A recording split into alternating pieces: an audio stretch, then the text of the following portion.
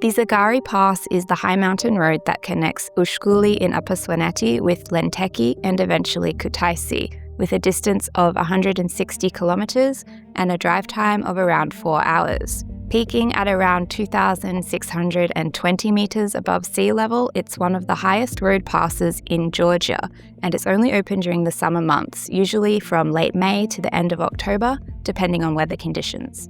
This road has changed dramatically in the past few years. This is our 6th time on the Zagari Pass, and today we're going to show you exactly what it's like to drive from Ushguli to Kutaisi to help you make a decision if it's a drive you'd like to do yourself. We are starting the drive today from Merkmeli, which is the lowest village in the Ushguli community. So first we had to make our way up through the other villages. While we do that, let me tell you a little bit more about this road. For a long time, Zagari, or Zegaro as it's sometimes called, was a rough dirt track, which meant the only way to reach Svaneti was through Ushguli. A huge amount of work was done on this road a couple of years ago, and in autumn 2024 we drove the newly concreted road for the first time. This is a really convenient road for visitors because it means you can travel directly from Ushguli to Kutaisi in around 4 hours, rather than returning through Mestia and Ushguli, which takes closer to 7 hours. So it cuts roughly 3 hours off the journey. If you're finishing the Mestia-Ushguli hike, it means you can depart directly from here, and if you're travelling around Svaneti by car, you can make a nice loop without retracing your steps. I have a written itinerary for this on the blog, which I'll link to here. In this video, we're going to focus on the road itself, specifically the first part of the drive from Ushguli to Tsageri via Lentekhi. Once you reach Tsageri, you join back up with the main road, and from there are a couple of different routes you can continue on, which I'll come to later.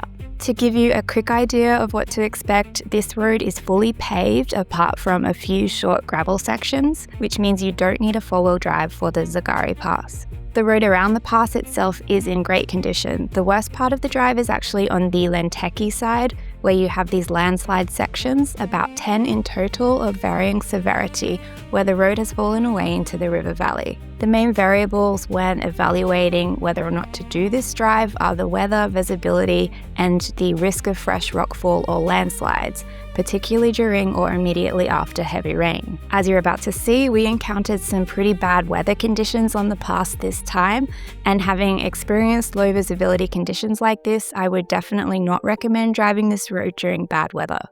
Once you leave Ushguli, you start driving towards Shakara, the highest peak in Georgia, which is an incredible view if conditions are clear. It was raining a little bit when we left Ushguli today, and this is the fog on the pass. The descent comes pretty quickly though, so any bad conditions you have at the top are just temporary. This first part of the road is smooth and well maintained, with a speed limit of 40 kilometers per hour. These metal safety barriers that you see continue on pretty much the whole length of the road. It's a slow and steady climb up to the pass to start with, and in July there was still some snow and ice on the road shoulder. Zagari is snowbound in winter and normally opens at the end of May, but like everything else, it was a little late this year because of the abnormal weather and the late start to summer. We've done this drive in both directions, and I think if you have a choice of which direction to travel, I do recommend going clockwise down Zagari as the scenery is a little bit better. Assuming you're doing a loop through Svaneti, entering Ushguli from the Mestia direction is much more dramatic as you drive straight into Ushguli and the towers slowly come into view. Whereas if you're coming from this direction, you kind of enter at the back of Ushguli, which is less impressive. You can see that beautiful approach to Ushguli in my next video, which covers the drive from Mestia to Ushguli. One minor disadvantage of traveling in this direction early in the morning is that you might have the sun directly in your eyes. If you're traveling clockwise, then the last reliable petrol stop before you reach the lowlands is in Mestia.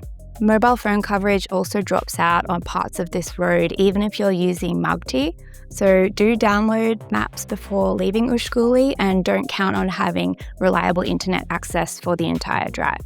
Although you don't really have to do any navigating because there's just one road and you don't have to make any turns. It only takes about 15 minutes to reach the pass from Ushguli.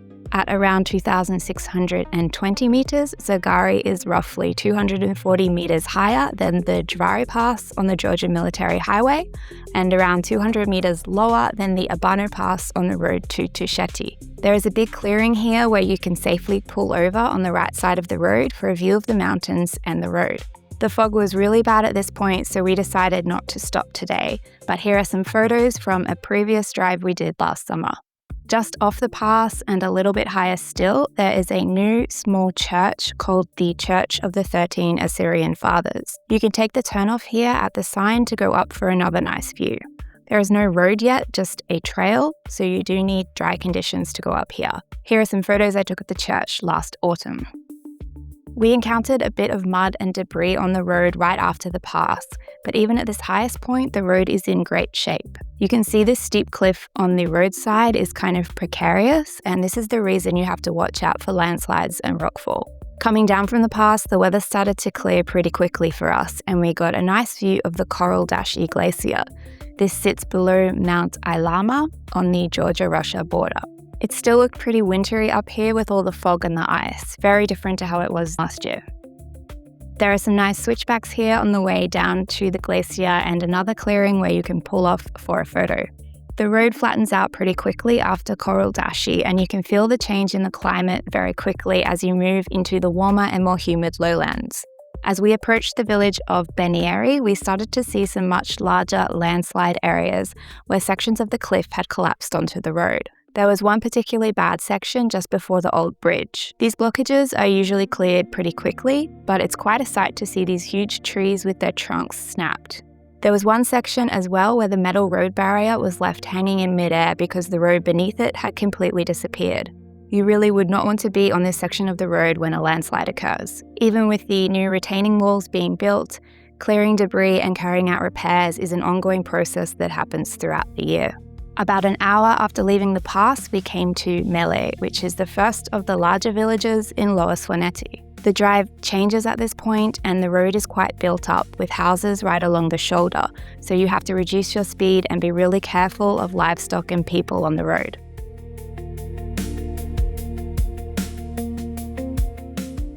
Sasashi village comes not long after Mele, and if you want to split up the journey, then this is the best place to stay the night in Lower Svaneti. Specifically, I can recommend George Inn, which is a beautiful little guest house set inside a traditional home that has been restored.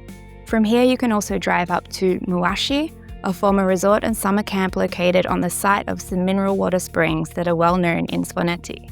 The architecture of the old Soviet-era buildings and cabins is pretty cool, and it's definitely worth the detour if you're into urbex.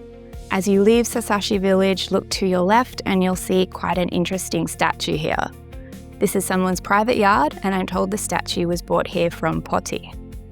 About 5 kilometers outside Lentekhi, there is a long section where the road has been damaged by repeated landslides. It seems to be more or less permanently gravel, but the surface is smooth and it's easy to drive. Lentekhi is a much bigger town where you have petrol stations, pharmacies, and branded grocery stores. At this point, we've been driving for 2 hours, so Lentekhi is a good place to stop for a snack at the halfway point of the journey. There are 2 little restaurants right on the roadside as you go to exit the town, and both specialize in kupdari, the famous Svanetian meat pie. The one on the left here by the river is the original, and there's also this very nice one with a veranda on the right. Leaving Lentekhi, the final 22 kilometers or 30 minutes or so of the drive takes you almost directly south towards Lechkumi. 2.5 hours after leaving Ushguli, we arrived in Tsageri to join back up with the main road.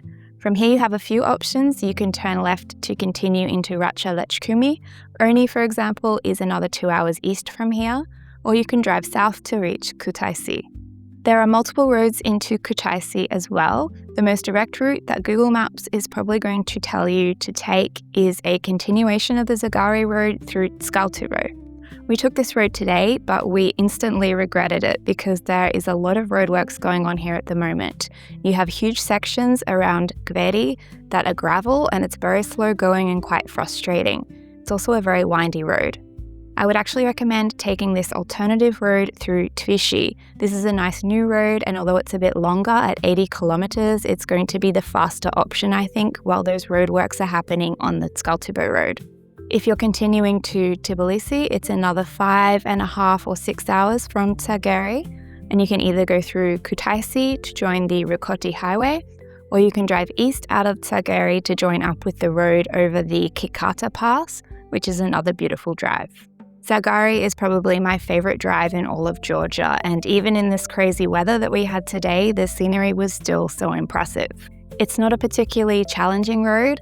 The road itself is nice and wide, apart from those few short landslide sections. And it's always pretty quiet on this road too, even in the middle of July. If you're a confident driver with some experience on mountain roads, then I definitely recommend it. But if you're a nervous driver, do keep in mind that this is still a remote, high-altitude route with exposed sections, a risk of landslides, and limited mobile coverage. When it comes to planning your trip, there are no marshrutka vans or scheduled public transport services on Zagari. All drivers still use the Mestia-Zibdidi road. There is an option to join a day trip from Kutaisi with Budget Georgia, which can be used as a one-way transfer to Ushguli on request. Otherwise, you'll need to hire your own car or arrange a private driver. Some car rental companies still prohibit driving on Zagari, so do check that before you book. And if you're using Local Rent, the platform that I usually recommend, you can use this special filter box to find a suitable car. Remember, this road is closed during winter. This year it opened a little later than usual at the start of June, but normally you can drive this way between late May and October, depending on the weather. Always double check conditions locally before you set out, because temporary closures do happen when there are landslides or rockfall. I have a full written guide to Zagari on the blog that I update regularly with the latest information. Thanks for watching and drive safely.